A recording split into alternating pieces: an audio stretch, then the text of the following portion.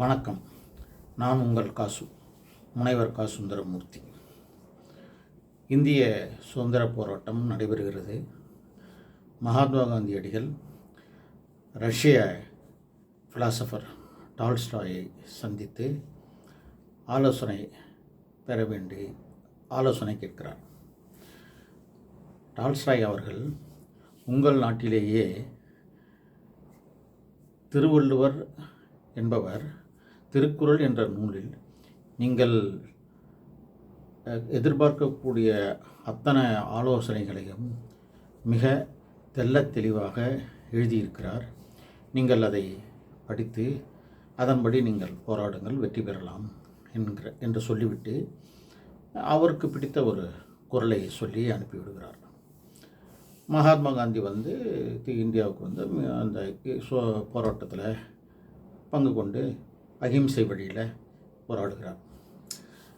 அதுபோல் இந்த ஜாலியன் வாலாபாத் என்ற இடத்துல ஒரு ஆங்கிலேயருடைய சட்டத்தை எதிர்த்து மக்கள் கிட்டத்தட்ட ஒரு 6000 பேர் எதிர்த்து போராடுகிறார்கள். அந்த இடத்துல திடீர்னு புகுந்த ஆங்கில இராணுவம் கண்மூடித்தனமாக சரமாரியாக அவர்கள் மீது துப்பாக்கி சூடு நடத்துகிறது.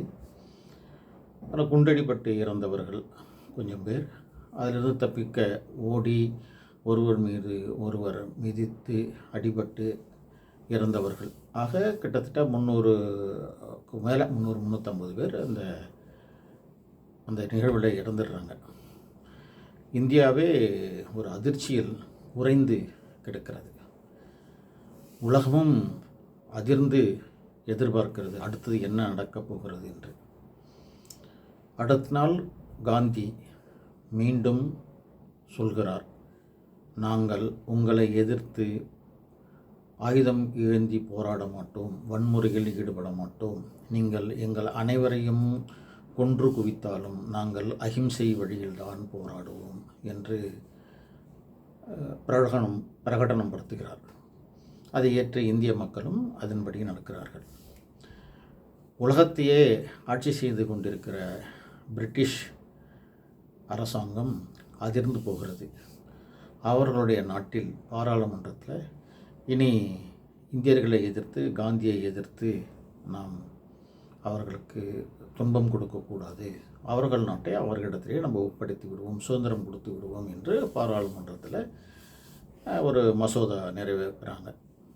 அப்போது அங்கே எதிர்கட்சியில் இருக்கக்கூடிய ஒரு எம்பி கேட்குறார், ரொம்ப ஒரு மாதிரி ஏளனமாக கேட்குறார். என்ன ஒரு அறகுறை ஆடை அணிந்திருக்கிற ஒரு சாதாரண காந்தியை பார்த்து பயந்து நீங்கள் இந்தியாவுக்கு சுதந்திரம் கொடுக்குறீங்களே, உங்கள்கிட்ட சக்தி இல்லையா, உங்கள்கிட்ட இராணுவம் இல்லையா, உங்கள்கிட்ட ஆள்பலம் இல்லையா, உங்கள்கிட்ட உபகரணங்கள் துப்பாக்கிகள் இல்லையா, ஆயுதங்கள் இல்லையா அப்படின்னு சொல்லி பேசுகிறார்.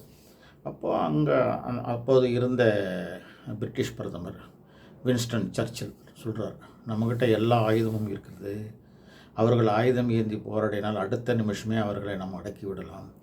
ஆனால் அவங்கள் ஏந்திருக்கிற ஆயுதம் அஹிம்சை, அதை எதிர்த்து எங்களால் ஒன்றும் செய்ய முடியவில்லை, அஹிம்சைக்கு முன்னால் நிற்கக்கூட முடியவில்லை என்று சொன்ன உடனே அங்கே உள்ள அனைவரும் ஒரு மனதோடு இந்தியாவுக்கு சுதந்திரம் தர வேண்டும் என்று முடிவு செய்கிறார்கள். இதுதான் நிகழ்வு. அந்த குறள் டால்ஸ்டாய் மகாத்மா காந்திக்கு சொன்ன குறள், இன்னா செய்தாரை ஒருத்தல் அவர்னான நன்னயம் செய்துவிடல், குறள் எண் 314. இந்த குறளில் மேலோட்டமாக நமக்கு எல்லாருக்கும் தெரிஞ்ச குறள் தான். மேலோட்டமாக பார்த்தா என்ன செய்தாரை ஒருத்தல் அப்படின்னு தான் நம்மளுக்கு தோணும். அதனுடைய உள்கருத்து, அதாவது இதுதான் அஹிம்சை. அஹிம்சை வழியில் நீங்கள் போராடி வெற்றி பெற்றால் அது நிரந்தரம். ஆயுதத்தாலேயோ பலத்தாலேயோ நீங்கள் வெற்றி பெற்றால் மறுபடி உன் எதிராளி அவன் ஆயுதம் பெற்று விடுவான், அவன் பலம் பெற்று விடுவான், அந்த வெற்றி நிலைக்காது. அதனால தான் மகாத்மா காந்தி அவர்கள் தீர்க்கமாக நான் வயலன்ஸை கையில் எடுத்து போராடி வெற்றி பெற்றார். இந்த நான் வயலன்ஸ் நம்ம வீட்டில் கூட பயன்படுத்தலாம். வீட்டில் பயன்படுத்தினோம்னாக்கா குடும்பமே ரொம்ப சுகமாக இருக்கும். நானும் நிறையா நேரங்களில் இந்த அஹிம்சை எங்கள் வீட்டில் பயன்படுத்தியிருக்கிறேன். ரொம்ப ஜாலியாக இருக்கும், அதனுடைய விளைவு நல்லாயிருக்கும். அதாவது இந்த அஹிம்சைன்றது, that is the non violence, the powerful weapon, அதை நாம் பின்பற்றுவோம். அது இந்தியாவினுடைய அஹிம்சைன்றது இந்தியாவுடைய சொத்து. உலகத்தில் நிறைய பேர் வந்து கருணையை பற்றி பேசுவான், அன்பை பற்றி பேசுவான், அஹிம்சையை பற்றி பேசுவான், எல்லாம் செய்வான். ஆனால் போர்னு வரும்போது துப்பாக்கி ஏந்தி தான், ஆயுதம் ஏந்தி தான் சண்டை விடுவோம். எவனும் வந்து அஹிம்சை இன்னையவரெல்லாம் இந்தியாவை தவிர வேறு யாரும் அஹிம்சை முறையிலே போராடி வென்றதில்லை. இந்தியா மட்டும்தான் அஹிம்சையை வந்து ரெகக்னைஸ் பண்ணியிருக்குது. இது நமக்கு பெருமை. இந்த அஹிம்சையை நாம் தொடர்ந்து கடைபிடிப்போம். நன்றி, வணக்கம்.